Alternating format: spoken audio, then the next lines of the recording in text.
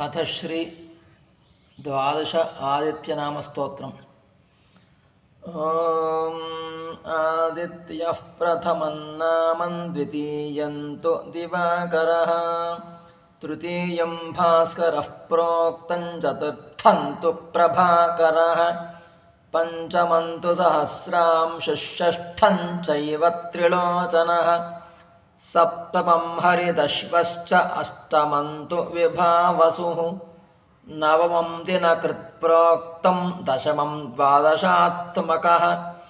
एकादशं त्रयीमूर्तिर्द्वादशं सूर्य एव च द्वादशादित्यनामानि प्रातःकाले पठेन्नरः दुःस्वप्नो नश्यते तस्य सर्वदुःखं च नश्यति दद्रकुष्ठहरं चैव दारिद्र्यं हरते ध्रुवं सर्वदि